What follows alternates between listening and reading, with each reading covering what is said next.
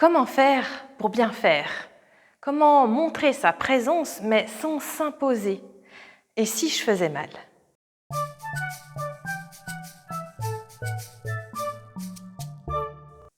Il y a des moments dans la vie où on hésite, où on doute sur la juste mesure de notre présence auprès d'un autre ou d'une autre. Lui montrer qu'il ou elle n'est pas seul, mais sans l'envahir, sans s'imposer, ou du moins en la laissant se sentir libre de demander ou de refuser. Trouver la juste mesure, la juste place. Comment entendre ou voir les signes d'un appel ou d'un besoin? Surtout lorsque non seulement la structure sociétale, la culture, l'architecture et même simplement le sentiment parfois de honte ont tendance à individualiser, voire jusqu'à isoler les individus.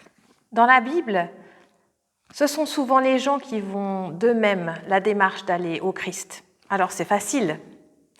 Mais d'autres fois, on remarque que des personnes, des amis, comme par exemple dans Marc, le paralytique en Marc 2, ces amis se font l'intermédiaire, ils l'amènent à Jésus et ils font tout un périple. J'imagine toujours qu'ils ne lui ont pas imposé, mais ils ont observé leur ami, la personne, avec leur cœur. Ils l'ont écouté avec leur cœur et ils lui ont proposé avec leur cœur de l'aider. Et enfin, ils ont pris leurs mains et ils ont agi avec leur cœur. Reste que ça n'est pas simple et le doute a dû les étreindre bien des fois, car confiance et doute sont comme les deux faces d'une pièce.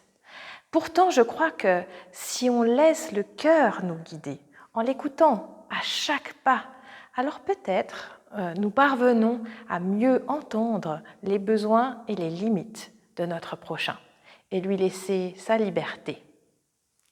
À tout bientôt!